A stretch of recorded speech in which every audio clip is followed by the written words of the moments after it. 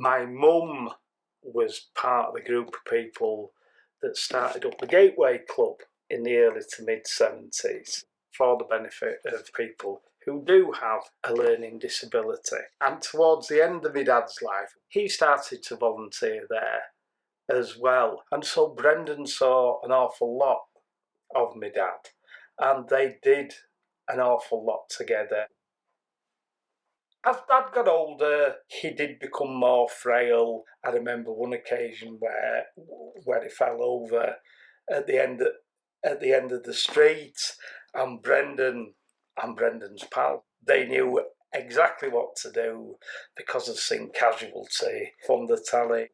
And I do think if you go to somewhere like Noel School, where you see people having fits, where you see people who are quite acutely poorly every now and again, I don't think you're shocked by this particularly. And Brendan's always been a very caring person. He always wants to put his arms around people who are old and frail or who he sees as vulnerable.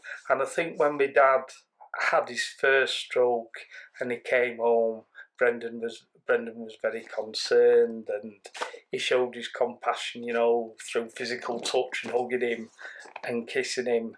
But when my dad had his second stroke and he went to St James's and he didn't leave, Brendan seemed to take it in his stride.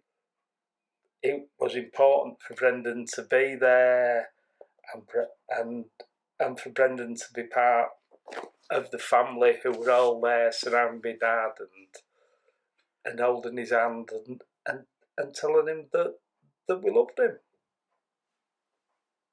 We might have told Brendan that Dad was probably going to go to heaven, but soon. And Brendan's seen enough episodes of soap operas to know about funerals. He's seen enough deathbed scenes on EastEnders and stuff like that to know that this is what happens, and death is part of life. She's a tough old woman, is my mum. The strain and the stress on her, as my dad took a long time to die, was awful. And so there was a lot of high expressed emotion under the surface. After my dad died, it was Mum who was very determined to organise every aspect of the funeral, including who came, and she was very clear that Brendan wasn't to attend.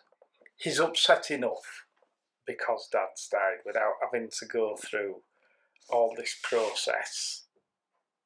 Unfortunately, we can't avoid death and loss, and it's how we deal with it that is important. And sharing the pain is an important thing, and being together with other people who are going through similar emotions is an important thing to do, so that you don't feel, well, I'm the only one feeling like this. A funeral, it's got an overt function, like to bury someone, but the covert functions are about bringing people together and mutual support. I do think that when my mum dies, Brendan will be the most important person. People in Leeds with a learning disability have been such an important part of my mum's life that I hope a lot of people from the Gateway clubs will be able to come.